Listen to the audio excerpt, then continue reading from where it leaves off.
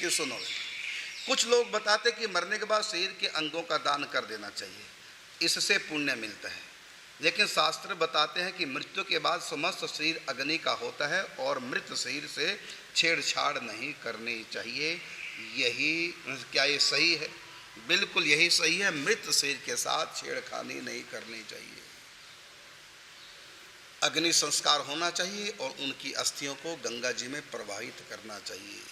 और ये नियम है, जब तक मन 13 दिन तक उस आत्मा का उस शरीर से संबंध होता है, उस शरीर के साथ जो जो क्रिया होगी उसका उसके ऊपर असर होता है। और जब कर्म कांड की रीति से संस्कार हो जाता है, अस्थियों को जब गंगा जी में प्रवाहित कर देते हैं, घर में शुद्धिकरण होता है, उसके बाद वो आत्मा उस शरीर से संबंध तोड़ करके आगे बढ़ती। इसलिए शरीर के साथ छेड़छाड़ नहीं करनी चाहिए। यहाँ तक कि कहा, शरीर के साथ यदि छेड़खानी कर दी, मैंने एक आंख भी दान कर दी किसने बाद में, तो अगले जन्म में एक आंख वाला ही पैदा होगा, ऐसा होगा। इसलिए मृत शरीर की जो क्रिया शास्त्र में लिखी उसके अनुसार ही दाह संस्कार करना चाहिए। मास्टर इसमें एक भाव आ रहा है थोड़ा। हाँ बिल्कुल बिल्कुल। जैसे कि अपना सर्वस्व जो है दूसरे के हमसे, ऐसे भाव आ रहे हैं वैसे। तो जैसे कि सबको दान किया जाता है, ऐसे कुछ पहले सोचा। तो हम यदि अपने शरीर को या किसी अंग को, ऐसे एक भाव है केवल, यदि किसी के सेवा में लग जाए, जीते जी या मरते, बिल्कुल बिल्कुल। मर के भी है तो अच्छा है, अच्छा, बुरा तो है नहीं। जैसे मान लिया हम जिंदा है हमारा शरीर, और जिंदे में अपने किडनी किसी को दे रहे हैं, तो उसका कल्याण होगा और हमने अच्छे ही काम किया। और मरने के बाद भी ये तो ऐसे जलेगा ही। बिल्कुल जलेगा, जलेगा ना। और भागवत में कहा इसका यही 3 उपाय है, या तो विष्ठा बन जाएगा, खा जाएंगे, आग में जल जाएगा, या पानी में चले। तो हम किसी को यदि दे दी, किसी का यदि उपकार हो रहा है, तो इसमें क्या बुराई हो सकता है? थोड़ा सा भाव आ रहा है केवल। हाँ बिल्कुल। देखो ये बात जो बुद्धिजीवी लोग सोचेंगे, इसमें बुरा क्या है? शास्त्र क्यों कहते हैं कि ऐसा नहीं करना, जिसमें बुरा क्या? आपने भी कहा बहुत अच्छी बात है। और लगता है ऐसा कि इसमें बुरा क्या है? हमारे बाद हम शरीर का दान कर दें और हमारी किडनी किसी काम आ जाए, आँख किसी काम, उसका तो भला ही हो गया। तो देखिए मैं आपको बताना चाहूँगा, 2 व्यक्ति बिना किडनी के मरने जा रहे हैं, हम दोनों किडनियां दान कर दें, उनका तो भला हो गया, लेकिन अपना तो बेड़ा गर्क हो गया कि नहीं? उनका भला तो हो गया, इसमें कोई दो राय नहीं, उनका तो हो गया भला, लेकिन अपना तो बुरा हो गया।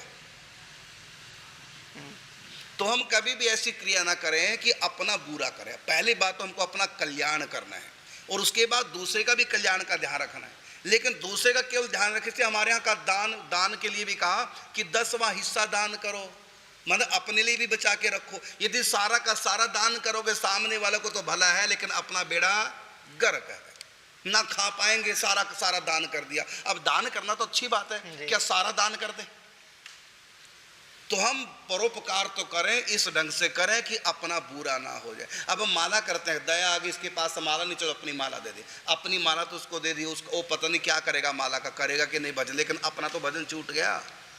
और दूसरी बात, हमारी किडनी लेकर वो तो जी गया, अब जी के अगर शराब पीता है तो, और जी करके जिसने पाप किए तो,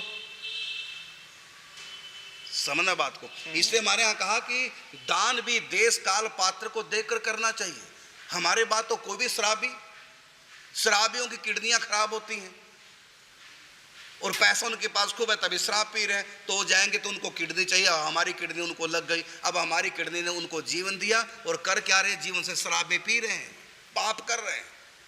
तो कब गीता में कहा कि किसी को भी दान दे सकते नहीं? तो और फिर क्या गारंटी कि किसको हमारी किडनी जाएगी, किसको हमारी आंख जाएगी? और क्या करेगा? आंखों का प्रयोग भोगों में लगाएगा। समाज से यदि गुरु को देना हो, गुरु को दे सकता है कि नहीं? गुरु जी कहते हैं मुझको चाहिए नहीं, जो प्रभु ने व्यवस्था मेरे लिए की, वो मैं एक आंख में ठीक हूँ। यदि मैं सूरदास हूँ, मैं सूरदास ही ठीक हूँ। मेरे कर्मों के अनुसार जो भी मेरे साथ हुआ है, मुझको किसी की कोई किडनी नहीं चाहिए, नहीं आंख चाहिए। सच्चे संत तो यही बोले, वो दूसरे को दुख देना नहीं चाहेगा। क्यों किसी के लूं, क्यों किसी को कष्ट दूं? तो जन साधारण से लगता है ऐसा कि इसमें पाप क्या है, लेकिन आपको नहीं पता शरीर के साथ जो छेड़खानी होती है उसका असर अगले जन्म पे जाता है। एक घटना है, अखबार में थी और मैंने उसको सेवा सुख पत्रिका में भी दी थी। तो उस चंडीगढ़ में सरिया फैक्ट्री का मालिक था, पैसे के लालच में उसी के परिवार वालों ने उसको मरवा दिया। अगले उसकी पत्नी तक का नाम उसमें सोनिया दिया, उसके यहाँ तक उसको अगले जन्म में पिछले जन्म का फ़ोन नंबर भी आता, अखबार में हमने पढ़ा।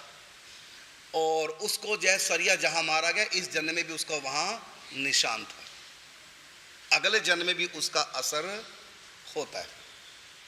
तो इसलिए हमको ऐसा नहीं करना चाहिए। फिर भी यदि कोई कर रहा है तो वैसे परोपकार जैसा तो लगता है, परोपकार तो हो गया, लेकिन हम परोपकार करते करते अपना बुरा ना कर बैठे। जैसे कि गीता में कहा देश काल पात्र को देखकर दान करना चाहिए, लेकिन जब आपने कहा कि मेरे मरने के बाद किडनी दान कर दी जाए, है ना, फिर वो देश काल पात्र कहाँ रहा?